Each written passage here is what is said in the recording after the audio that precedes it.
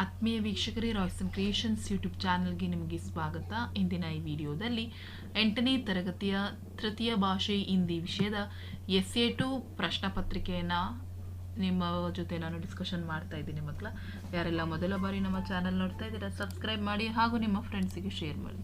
So ಈಗ already ನಾವು 3 model question ಪೇಪರ್ಸನ್ನು ನಿಮ್ಮ ಜೊತೆ ಡಿಸ್ಕಷನ್ ಮಾಡಿದ್ದೀನಿ ಮಕ್ಕಳ. ಸೊ ಆ ವಿಡಿಯೋ ನಿಮಗೆ ಬಹಳ ಯೂಸ್ಫುಲ್ ಆಗುತ್ತೆ.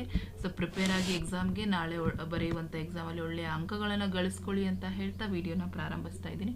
ಸೊ ಈ ಒಂದು ವಿಡಿಯೋದಲ್ಲಿ ನಾನು ನಿಮಗೆ ಪ್ರಶ್ನೆ ಪತ್ರಿಕೆನ ನಿಮ್ಮ ಜೊತೆ ಡಿಸ್ಕಷನ್ ಮಾಡ್ತಾ ಇದ್ದೀನಿ ಮಕ್ಕಳ.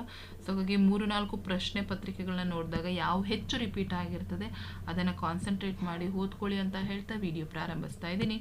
फर्स्ट में निम्नलिखित प्रश्नों के लिए 4 विकल्प सुझाए गए हैं. उनमें से सर्वाधिक उचित विकल्प चुनकर संकेत अक्षर सहित पूर्ण उत्तर लिखिए. फर्स्ट क्वेश्चन, उस आम के पेड़ में बहुत आम है. सो ಇಲ್ಲಿ बहुत ಅನ್ನೋದಕ್ಕೆ ಅಂಡರ್ಲೈನ್ ಅನ್ನು ಹಾಕಿದ್ದಾರೆ. ಸೊ इस वाक्य में रेखांकित शब्द का ವಿಲೋಮ ರೂಪ है. ಸೊ बहुत ಅನ್ನೋದಕ್ಕೆ 100% ಆಪೋಸಿಟ್ ವರ್ಡ್ ಕಮ್ ಆಗ್ತದೆ. ಹಾಗಾಗಿ answer option C is the right answer.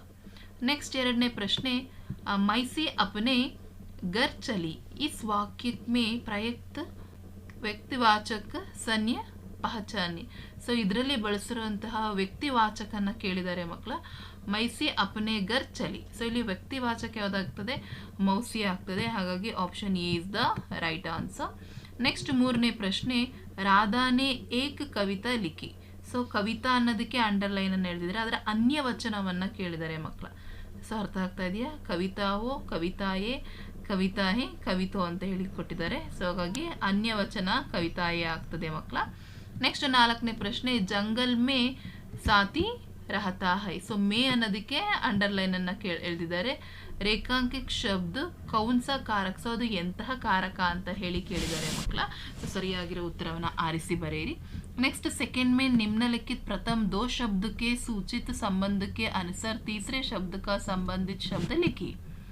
5ನೇ ಪ್ರಶ್ನೆ, चमेली हीरा की सहेली, बोलो डैश, मिर्च मसाला लोक कथा, मेरा देश मेरी माँ डैश, ಪ್ರಜಾವಾಣಿ ಕನ್ನಡ ಸಮಾಚಾರ ಪತ್ರ, ಜನ್ ಸತ್ಯ ಅಂತ ಹೇಳಿ ಕೇಳಿದ್ದಾರೆ. ಸೊ ಅದಕ್ಕೆ ಆನ್ಸರ್ ಅನ್ನು ಬರೀಬೇಕು. ನೆಕ್ಸ್ಟ್ ಥರ್ಡ್ ಮೇ निम्नलिखित प्रश्नों के उत्तर एक वाक्य पूर्ण वाक्य में लिखिए. 8ನೇ ಪ್ರಶ್ನೆ, मेजर का नाम क्या था. 9ನೇದು, किसने रोटी लेकर आई. 10ನೇ ಪ್ರಶ್ನೆ, मोबाइल का आग्रस कौन है. 11th क्वेश्चन, बोलू क्या गबर गया. ಸೊ ಇದಿಷ್ಟು ಒನ್ ವರ್ಡ್ ಆನ್ಸರ್ಸ್ ಕ್ವಶನ್ ಅಲ್ಲಿ ಬಂದಿರುವ ಪ್ರಶ್ನೆಗಳು ಮಕ್ಕಳ. ನೆಕ್ಸ್ಟ್ फोर्थ में निम्नलिखित प्रश्नों के लिए उत्तर 2-3 वाक्य में लिखिए. ಸೊ 12ನೇ ಪ್ರಶ್ನೆ, स्वामी को जाते हुए पत्र के सिर पर हाथ रखकर माँ ने क्या आशीर्वाद दिया. नेक्स्ट, गांधी जी पर किन किन नाटकों का प्रभाव पड़ता है. ಸೊ ಹರಿಶ್ಚಂದ್ರ ಮತ್ತೆ ಶ್ರವಣ್ ಕುಮಾರ್ ಕಪಿತ್ರ ಭಕ್ತಿ ಅದು ನಾಟಕವನ್ನು ಅವರು ಪ್ರಭಾವ ಆಗ್ತಾರೆ ಅದರಿಂದ. ನೆಕ್ಸ್ಟ್, ಮೊಬೈಲ್ विद्यार्थियों के लिए एक उपयोगी साधन है कैसे. नेक्स्ट 15ನೇ ಪ್ರಶ್ನೆ, मकर संक्रांति के बारे में लिखिए. 16ನೇದು, बंदर ने रोटी का बंटवारा कैसे किया. 17ನೇ ಪ್ರಶ್ನೆ, निम्नलिखित वाक्यों में कन्नड़ में अनुवाद करें. बालक मोहनदास करमचंद गांधी शर्मिले स्वभाव के थे और वे ತ್ಯಾಗ ಅವರು ತಪಸ್ಸಿಗೆ ಮೂರ್ತಿ ಬಿ ತೆ. ಸೊ ಇದನ್ನ ಕನ್ನಡದಲ್ಲಿ ಅನುವಾದವನ್ನು ಮಾಡಲಿಕ್ಕೆ ಕೇಳಿದ್ದಾರೆ. ನೆಕ್ಸ್ಟ್ 5th में निम्नलिखित किसी एक प्रश्न का उत्तर 3-4 वाक्य में लिखिए. 18ನೇ ಪ್ರಶ್ನೆ, समाचार पत्र के कौन कौन से विषय होते हैं. 19ನೇದು, संतुलित आहार का मतलब क्या है. 20ನೇ ಪ್ರಶ್ನೆ, तिम्मक को कौन कौन से पुरस्कार मिले हैं. 21ನೇದು, बीरबल ने अनुसार घोड़े के ಮಾಲಿಕ್ ಕಿ 2 ಷರತ್ ಕ್ಯಾ ಥಿ. ಸೊ ಇವೆಲ್ಲ ಪ್ರಶ್ನೆಗಳು ರಿಪೀಟ್ ಆಗಿದೆ ಮಕ್ಕಳ. ಸೊ ಹಾಗಾಗಿ ಪ್ರಾಕ್ಟೀಸನ್ನು ಮಾಡ್ಕೊಳ್ಳಿ. ಎಲ್ಲ ಮಾಡೆಲ್ ಕ್ವಶನ್ ಪೇಪರ್ನೂ ಸಹ ರೆಫರ್ ಮಾಡ್ಕೊಳ್ಳಿ ಮಕ್ಕಳ. ನೆಕ್ಸ್ಟ್ 6th ಮೇನಲ್ಲಿ 22ನೇ ಪ್ರಶ್ನೆ, ಪದ್ಯ ಪೂರ್ಣಾಂಶ ಪೂರ್ವ ಕಿಜಿ ಅಂತ ಕೇಳಿ ಕೊಟ್ಟಿದ್ದಾರೆ. ಸೊ ಇಲ್ಲಿ ಪದ್ಯವನ್ನು ಕೊಟ್ಟಿದ್ದಾರೆ ಮಕ್ಕಳ. ನೆಕ್ಸ್ಟ್ ಇಲ್ಲಿ ನಿಮ್ನಲಿಖಿತ ದೋಹೆ ಕಾ ಭಾವಾರ್ಥ ಲಿಖಿए ಸೊ ಭಾವಾರ್ಥವನ್ನು ಸಹ ಕೇಳಿದ್ದಾರೆ.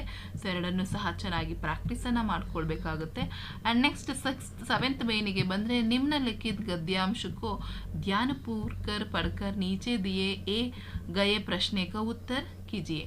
ಸೊ ಇಲ್ಲಿ ಓದ್ಕೊಂಡು ಇದಕ್ಕೆ ಆನ್ಸರ್ ಮಾಡಬೇಕು. ಇಲ್ಲಿ ಮೊದಲನೇ ಪ್ರಶ್ನೆ ಭಾರತ್ ಮೇ ಕಿಸ್ಕಾ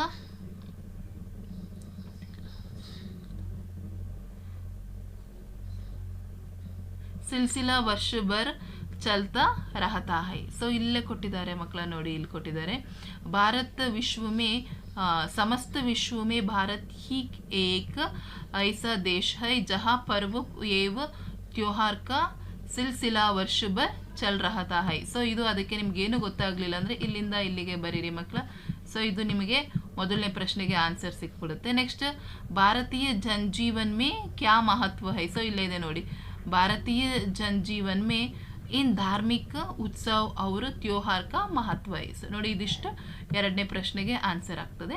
ನೆಕ್ಸ್ಟ್ ಥರ್ಡ್ ಪ್ರಶ್ನೆ ಏನಿದೆ, ಭಾರತ್ ಮೇ ಮನಾಯೆ ಜಾನೆ ವಾಲೆ ಕುಚ್ ಧಾರ್ಮಿಕ್ त्योहार का नाम लिखिए ಅಂತ ಹೇಳಿ ಕೇಳಿದ್ದಾರೆ.